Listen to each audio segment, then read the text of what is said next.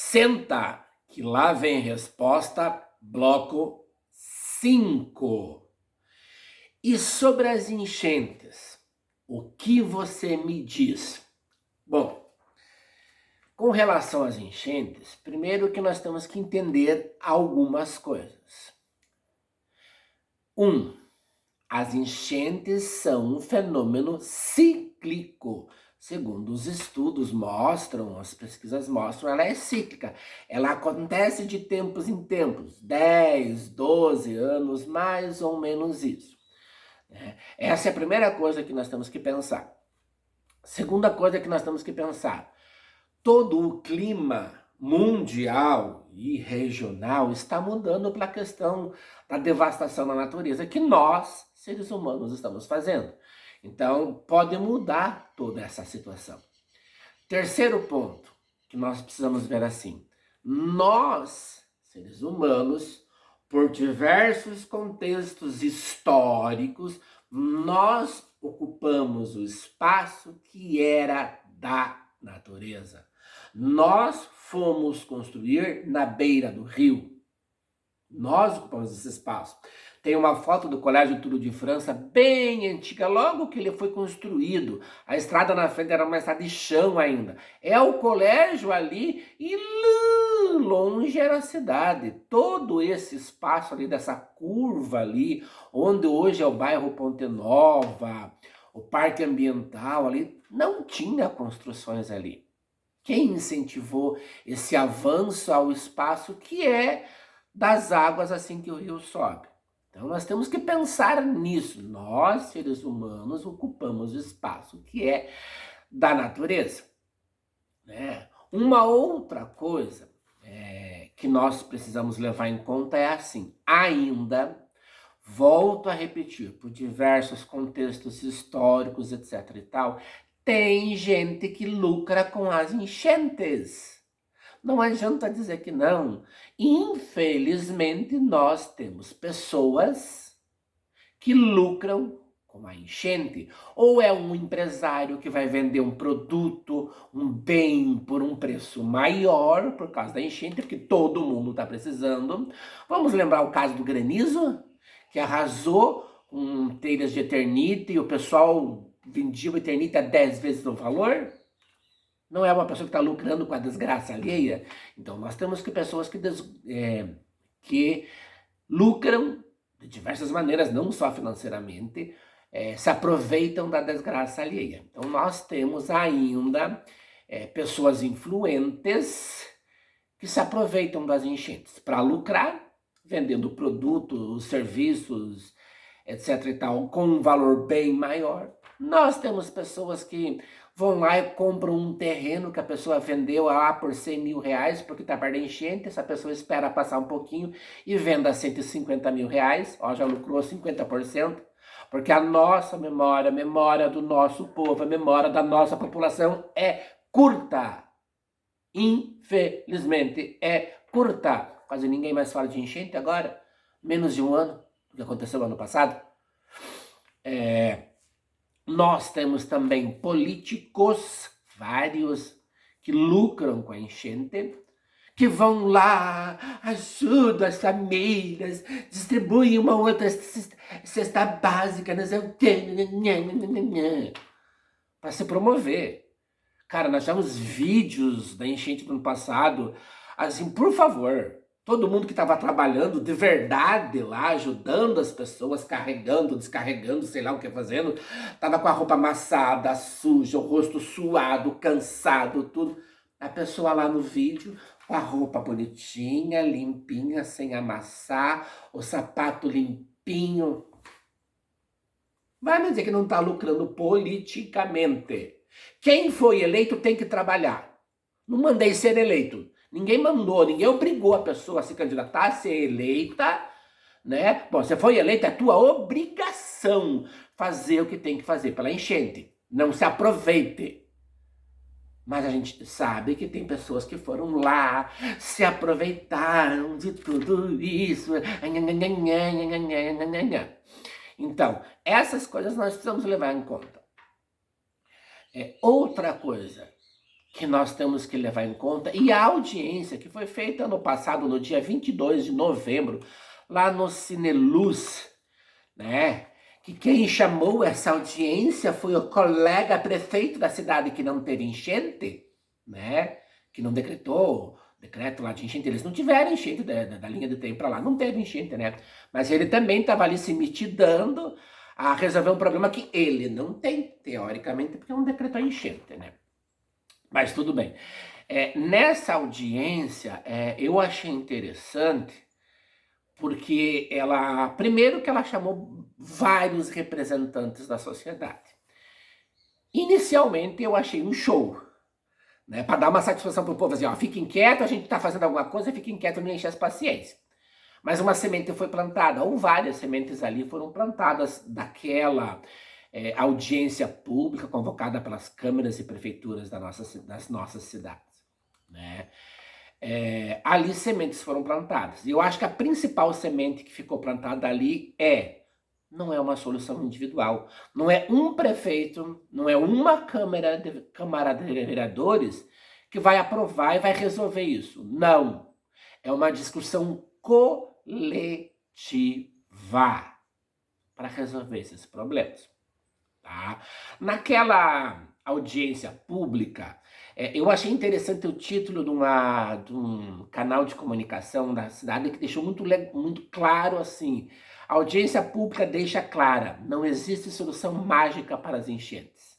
O título da reportagem eu já achei assim fenomenal. Não tem solução mágica, gente. Vamos parar com isso. Vamos parar com essa história. E naquela audiência foram apresentadas várias possibilidades. Boas, mas, né. Primeiro, foi apresentada uma possibilidade da questão de um dique, de uma cerca de um concreto, né, para isso, que era uma ideia lá de 1995 que aquela empresa japonesa lançou. Bom, fazer um dique, gente. Primeiro que um dique pode estourar a qualquer hora. Do jeito que andam nossas obras públicas, melhor não, né? Fazem de qualquer jeito um dique. Aqui, no entorno do rio, um dique para valer a pena, ele tem que ser feito de uma altura da maior enchente possível para que uma outra enchente não passe. Traduzindo, vocês já imaginaram um muro de 12 metros de altura cercando o nosso rio? Além de feio esteticamente, a possibilidade de romper isso, e romper um dique já era a cidade, que daí a água não tem mais por onde sair, né? Então, a questão do dique era as corredeiras do Porto Vitória, que muita gente coloca elas como grandes vilãs. Gente, não. Os estudos falaram que quanto mais perto de Porto Vitória foi a solução, menor vai ser a influência aqui, menor vai ser o impacto que vai surtir aqui em Porto União da Vitória. Em Porto União da Vitória. Quanto mais perto de lá for a obra, menor vai ser o impacto aqui. Então esqueçam implodir as corredeiras, sem contar que vai acabar com o turismo lá de Porto Vitória, né? Então, essa segunda solução, esquece. As pontes. Tem gente que diz que e fazer a cabeceira das pontes. Gente, os estudos feitos mostram que a influência das pontes numa enchente é de 8 a 12 centímetros. Pula, né? Não vamos nem falar. Uma das soluções apresentadas naquela audiência foi a questão da duplicação da curva da Fazenda Brasil. Opa, aí já você começa a ter um resultado maior. Alguns estudos dizem que esta duplicação dessa curva, para a água poder passar mais rápido ali, com mais velocidade ali, diminuiria em torno de 93 centímetros a 1,10 m, mais ou menos, da cheia de 83, né?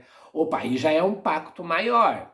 Porém, eles alertam um contraponto. Se você facilita o escoamento da água, pode ser que em épocas de seca a água também escoe mais fácil e nós não tenhamos captação de água. E a Sanepar fazer um plano B, C, D em cima da hora para captar água para abastecer a população é complicado. É complicado. Mas essa é uma das possibilidades, das medidas que teriam um impacto maior.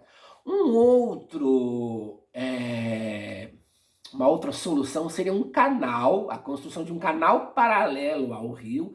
Alguns chamam de canal extravasor, que daí quando a água chegasse em uma certa altura, ela entraria nesse canal e, né, iria mais rápido, fluiria melhor a água ali. Bom, esse canal teria que ter 27 quilômetros daqui a Porto Vitória. Se feito este canal, a influência na enchente, segundo a base de 83, seria de 3,80 metros. Opa! Aí já, nossa, 3,80 metros. Porém, contudo, entretanto, isso é uma projeção meramente teórica. Por quê? Porque nós sabemos que nós temos montanhas, nós temos rochas no meio desse caminho para construir esse canal extravasor.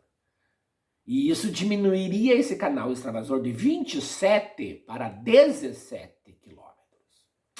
Aqueles 3,80 já é, Elvis, já era, né? E tem uma frase do engenheiro do iate que ele falou naquela audiência que eu acho que a gente precisa retomar aqui, né? Antes de estar apresentando ideias mirabolantes, etc. e tal. A frase do tal engenheiro dizia assim, ó: qualquer obra necessitará de estudos de viabilidade econômica, projeto básico de engenharia e estudo de impacto ambiental. Ele diz ainda: já trabalhei em algumas obras de grande porte que envolvem intervenções em rios grandes. E queria dizer que vocês estão fantasiando, achando que em 6 meses o Instituto Ambiental poderia licenciar uma obra desse porte em um rio desse tamanho. Não vamos viajar na maionese, gente. Não adianta.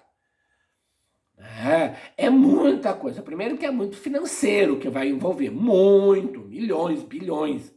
Licenças ambientais. Desculpa. No rio do Porto do Iguaçu vai envolver até órgãos federais. IBAMA, ICMBio, Agência ANA, Agência Nacional das Águas, etc. E tal. Então, pensar nisso. E uma última reflexão que eu acho que nós temos que fazer é a seguinte.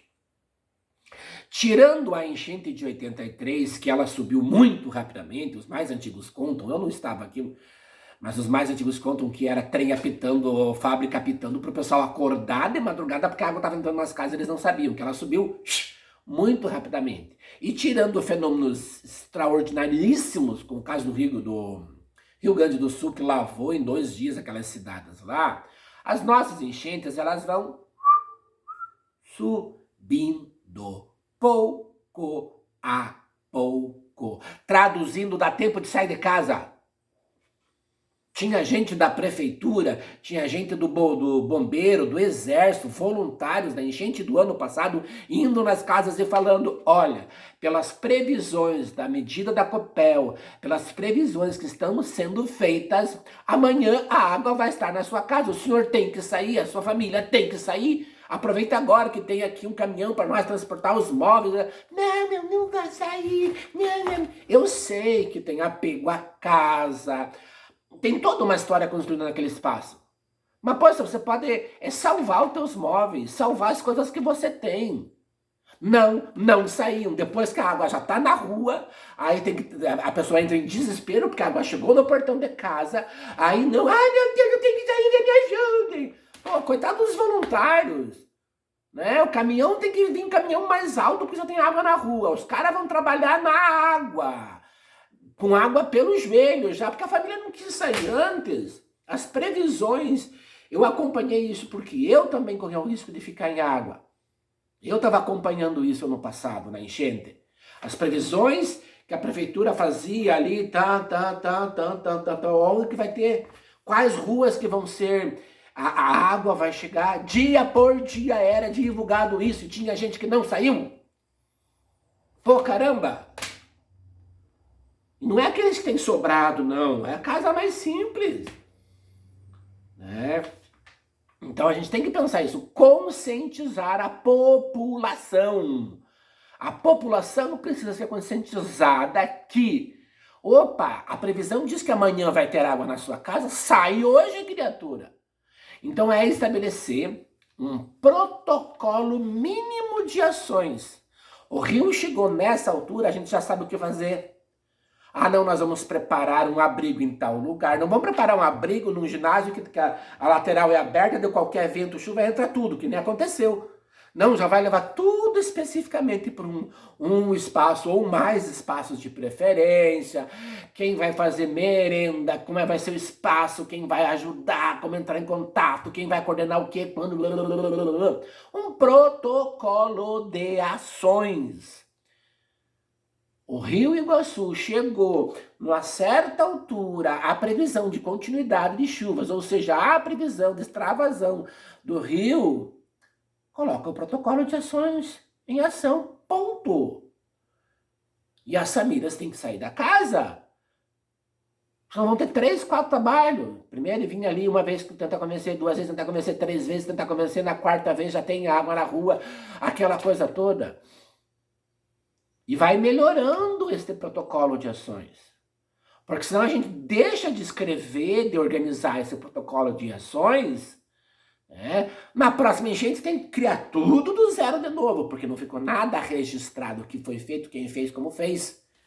Então tem que fazer um protocolo de ações para repensar isso, para as próximas enchentes. E para encerrar, né, duas coisas que eu acho que nós temos que também pensar, assim, para encerrar. Vamos parar de achismos? Ah, porque eu acho isso, porque... Tem provas, você tem argumentos, você tem estudos técnicos. Eu lembro, numa aula do curso Técnico em Meio Ambiente do Tour de França, que eu era professor, nós tivemos uma aula com Dago Voel, uma noite, um show de conhecimento. E ele mostrou as possibilidades, essa história da curva da Fazenda Brasil, da corredeira de Porto Vitória. E no final, um aluno perguntou para ele assim, seu Dago, resumidamente, qual que é a ação mais prática para se fazer? O seu Dago respondeu muito tranquilamente. Eu admirei a tranquilidade dele na resposta. Conscientizar as pessoas de o que deve ser feito se acontecer uma enchente. É fácil? Não. Sabemos por onde fazer? Não. Mas temos que fazer. E não é achismo de um prefeito, o outro de um vereador, o outro de um empresário, o outro de uma pessoa, outra, não. É coletividade. Coletividade. O coletivo que vai discutir. Eu encerro agora essa minha fala com uma frase daquela mesma reportagem que falava da audiência, para a gente não se iludir. Tem que funcionar com muita discussão e mobilização da sociedade. Não tem uma pessoa sozinha que vai resolver essa situação. É necessário que toda a sociedade esteja mobilizada. O vídeo tem que ser mais longo, porque o assunto é complexo. Eu preciso olhar as minhas anotações aqui, porque é um assunto sério, complexo, complicado. Obrigado e até o próximo. Senta, que lá vem resposta.